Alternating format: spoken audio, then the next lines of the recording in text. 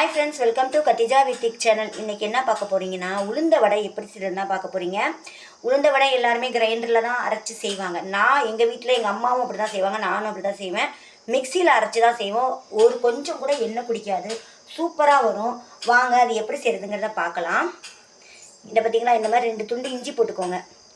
அப்புறம் உளுந்து தண்ணியே இல்லாம மிக்ஸி ஜார்ல, பெரிய மிக்ஸி ஜார் இருக்கும்ல, அதுல போட்டுக்கோங்க. என் வாய்ஸ் சரியில்லைல்ல, ஒரே இருமல் சளிங்க, அதனால் வாய்ஸ் வீணாக போயிடுச்சு. செய்யலாமா வேணாமா வீடியோ எடுக்கலாமான்னு யோசிச்சுட்டே தான் இருந்தேன். சரி, அப்புறம் இன்றைக்கி தானே செய்வோம், அப்புறம் எப்போ மறுபடியும் வீடியோ எடுக்கிறது. இதை பார்த்திங்களா, ட்ரையாக போட்டுக்கோங்க. ட்ரையாக போட்டு ஒரு தடவை சுத்த விட்டுட்டு அப்புறம் கொஞ்சம் கொஞ்சமாக லைட்டாக தண்ணி சேருங்க. அவ்வளோதான் ஃப்ரெண்ட்ஸ். இது அரைச்சி முடிச்சோன்னு நான் உங்ககிட்ட காமிக்கிறேன். இங்கே பார்த்தீங்களா, மாவு அரைச்சிட்டு வந்துட்டேன். எப்படி இருக்குது பார்த்தீங்களா, கிரைண்டரில் அரைச்ச மாதிரியே இருக்கா. ரொம்ப நைஸாக அரைச்சிடாதீங்க, கொஞ்சம் நரன்னு இருக்கிற மாதிரி அரைங்க, அப்போ தான் டேஸ்ட்டாக இருக்கும். ஓகேங்களா, என்னென்ன பொருள் சேர்க்குறேன்னு பாருங்கள். ஓகே, இப்போ உப்பு, மிளகு முழு மிளகு சேருங்க, தூள் சேர்த்துறாதீங்க, அதான் முக்கியம். தூள் சேர்த்திங்கன்னா உங்களுக்கு அதை ஃப்ளேவரை எடுத்து விட்டுரும்.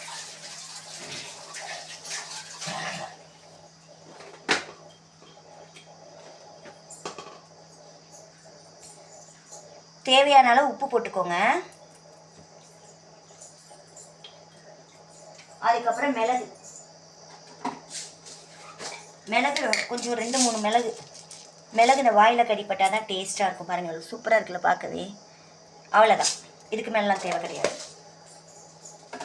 லைட்டாக எல்லாமே டேஸ்ட்டுக்காக தான் நம்ம போடுறோம். அடுத்தது வெங்காயம். என்றைக்குமே உளுந்த வடைக்கு வெங்காயம் நீல வாக்கில் நறுக்கி வச்சுக்கோங்க, அதுதான் முக்கியம்.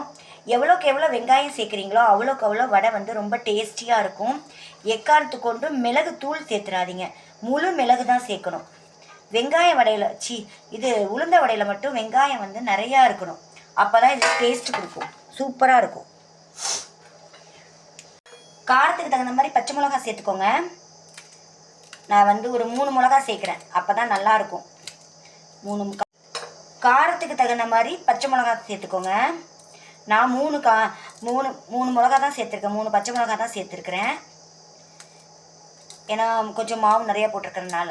கம்மியாக போட்டிருந்தீங்கன்னா 1 மிளகா அவ்வளோக்கு சேர்த்தா கூட போதும். ஏன்னா நம்ம சட்னி அரைப்போம், அப்புறம் சாம்பார் செய்வோம், அதனால சொல்கிறேன். நான் 3 மிளகா பச்சை மிளகா போட்டிருக்கிறேன். அப்புறம் கருவேப்பிலை, கொத்தமல்லி தழை, இவ்வளோ தான் ஃப்ரெண்ட்ஸ். இதுதான் அவ்வளோ டேஸ்ட்டாக இருக்கும். இப்போ கருவேப்பிலை கொஞ்சம் நல்லா பொடியாக நறுக்கி போட்டுருங்க. ஃபைனலாக கொத்தமல்லி தழை போட்டு நல்லா பிசைஞ்சு வச்சுருங்க. செய்யும்போது சுட்டுக்கலாம். சுட்டு காமிக்கிறேன் பாருங்கள். அப்படியே எண்ணெயே குடிக்காதுங்க, சூப்பராக இருக்குங்க, அவ்வளோ அருமையாக இருக்கும் தெரியுமா. பாருங்கள், ஃபைனலாக வடை மாவு ரெடி ஆயிடுச்சு. எல்லா இன்க்ரீடியன்ஸும் சேர்த்து எவ்வளோ சூப்பராக இருக்குது பார்த்தீங்களா.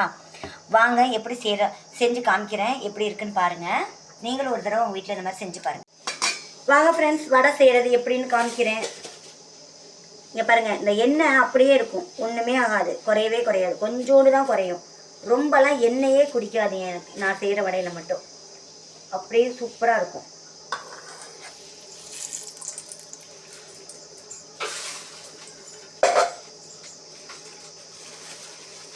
திரியை நல்லா ஏற்றி வச்சுக்கோங்க.